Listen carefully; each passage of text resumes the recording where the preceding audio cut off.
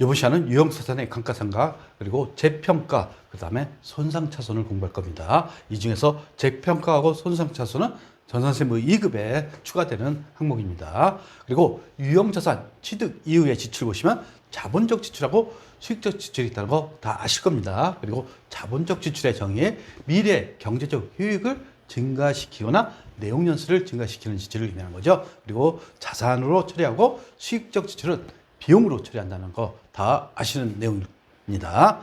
그리고 유형자산의 감가상각 보시면 취득원가를 체계적, 합리적으로 비용을 배분하는 게 감가상각의 정의가 되는 거죠. 그리고 감가상각의 3요소 보시면 취득가의 잔존가치 추정 내용연수가 있어요. 그리고 잔존가치가 유의적인 경우 매 보고기간 말에 검토하게 돼 있어요.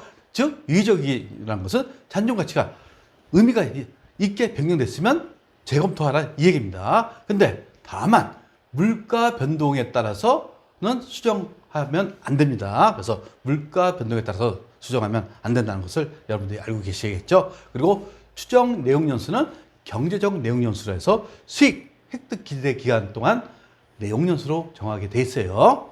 그리고 감가상각 방법은 크게 감가상각 대상 금액, 즉 취득가액에서 잔존가치가 감가상각 대상이 되는 거죠. 따라서 여기에 정해법이 있어요. 정해법은 내용연수로 나눠갖고 매년 일정하게 하는 겁니다. 그리고 연수합계법은 자녀 내용연수하고 내용연수합계가 있죠. 여기 내용연수합계를 여러분들이 구하실 줄 아셔야 돼요. 만약 5년이다 그러면 5 곱하기 6 나누기 2 하면 15년이 되는 거죠. 따라서 자녀 내용연수로 해갖고 이 감가상각 대상 금액으로 감가상각비를 계산하는 게 연수합계법입니다. 그리고 생산량 비례법 마찬가지로 이것도 감가상각 대상 금액으로 하는 거죠. 단기 생산량 그리고 총 생산 가능량 추정 생산량이죠. 요거 갖고 우리 생산량 비례법에 따라서 감가상각비를 구하실 수가 있어요. 그리고 두 번째 보시면 장부가액법이라고 해서 취득가액에서 기초감가상각 누계액을 차감하는 게 장부가액이죠. 크게 보시면 정리법이 있어요. 정리법은 전산회계 1급에서 배웠죠. 취득가액에서 기초감가상각 누계 곱하기 상각률이 하면 감가상각비가 되는 겁니다. 그리고 전산세무 2급에서 추가되는 거 이중차감법 이렇게 했어요. 여기 보시면 내용연수 나누기 2 이렇게 됐어요.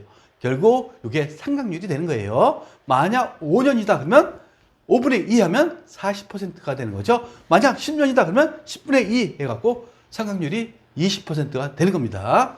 그러면 취득 초기 감가상각비 끄기는 가장 큰 게 이중체감법 또는 정일법 둘 중에는 직접 계산해 보셔야 됩니다. 그리고 그 다음에 연수합계법, 그 다음에 정해법이 되는 겁니다.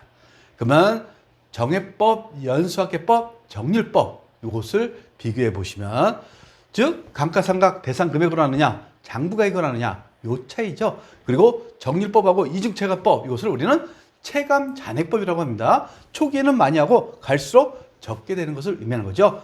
여기에 이중체감법은 내용연수분의 2가 상각률이 되는 게 이중체감법이 되는 겁니다. 초기 감가상각비는 요 순서대로 되는 거예요. 결국 장부가액은 취득가액에서 감가상각 누계액을 차감하니까 여기에 순서가 되는 거죠. 따라서 정해법이 가장 크고 내용연수합계법, 그 다음에 정일법 또는 이중체감법이 되는 겁니다. 그 다음에 유형자산의 손상, 말 그대로 손상은 상처가 났다 이렇게 보시면 되는 거예요. 중대한 손상으로 인하여 본질 가치가 하락한 경우 결국 회사가 오토바이가 있어요. 근데 오토바이가 사고가 나서 폐기 처분해야 돼요. 이때 우리는 손상이라고 합니다. 따라서 손상 가능성의 판단 기준이 있어요. 시장 가치가 현저하게 하락한 경우, 즉 100만 원의 기계장치가 있는데 지금 시장에는 5만 원 뿐이 아니에요. 이렇게 현저하게 하락한 경우 손상됐다고 표현합니다. 또는 사용 강도나 사용 방법에 현저한 변화가 있거나 심각한 물리적 변형이 초래된 경우 아까 얘기했듯이 차량이 사고가 났어요. 이런 것을 의미하는 겁니다. 그리고 유형자산으로부터 영업손실이나 순현금 유출이 발생하고 즉 이 얘기는 결국 유형자산으로부터 계속적인 비용이 발생한다 이겁니다. 그리고 이 상태가 미래에도 지속될 것이라고 판단되는 경우 등 이렇게 손상 가능성의 판단 기준이 있어요. 전환세무에서는 이것을 물어보지는 않습니다. 그런데 이제 손상 차손에 대해서 이제 기본적인 내용만 알고 계시면 되는 겁니다. 즉 손상 차손은 회수 가능 가액이 있고 장부 금액이 있죠. 요 차이가 손상 차손이 되는 거예요. 그러면 중요한 것은 회수 가능 가액을 구하는 거죠. 둘 중에 큰 겁니다. 보통 우리가 공부하다 보면 둘 중에 작은 거라는데 이것은 큰 것으로 계산한다는 거. 즉 순매각 가치하고 사용 가치가 있어요. 그러면 순매각 가치는 말 그대로 처분했을 경우 받을 돈을 얘기하는 겁니다. 즉 순실현 가치가 하고 거의 똑같다고 보시면 되겠죠. 근데 사용 가치는 유형 자산을 사용하면 미래 돈이 들어오겠죠. 이 현금 흐름에 대해서 현재 가치로 사용 가치를 구할 수가 있습니다. 그래서 둘 중에 큰 것이라고 보시면 되겠죠. 그리고 손상 차손의 회계 처리는 차변의 유형 자산, 손상 차손, 영업의 비용이 되는 거죠. 그리고 손상 차손 누계액 또는 해당 자산을 직접 차감할 수가 있어요. 그래서 회계 처리는 유형 자산, 손상 차손, 영업의 비용이 된다는 것을 알고 계시면 되겠어요. 그리고 재평가 모형. 지금까지 우리는 원가 모형을 공부했어요. 원가 모형은 역사적 취득원가 갖고 계속 감가상각하는 거죠. 근데 재평가 모형은 평가를 하겠다는 얘기입니다. 매 결산일마다 자산에 대해서 평가를 하는 것을 재평가 모형이라고 합니다. 그래서 취득가액을 10,000원 주고 샀다고 가정합시다. 근데 12,000원이 됐어요. 그러면 이때 재평가 잉여금 2,000원. 그래서 이것은 자본의 기타 포괄 손익 누계액이 되는 겁니다.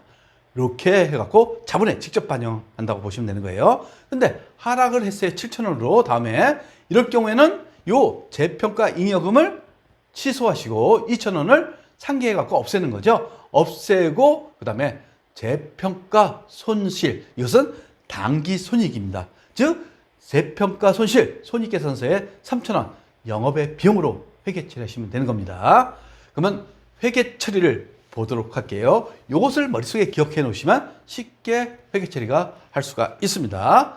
즉 회계 처리 보시면 만약 재평가 증이 있어요. 그러면 차변에 증인됐으니까 유형소세 가치가 올라가겠죠. 이때 과거에 재평가 손실로 인식했던 게 있으면 이것부터 먼저 상기합니다. 그리고 나머지에 대해서 재평가 잉여금 회계 처리하시면 되는 거예요. 이게 자본의 기타 포괄 손익 누계액이 되는 겁니다. 근데 재평가 감이 발생했을 경우 재평가 잉여금 했던 것을 먼저 상기하시고 재평가 손실 손익계산서에 당기 비용이 되는 거죠. 그리고 영업의 비용이 된다는 거 이렇게 아시면 되겠습니다.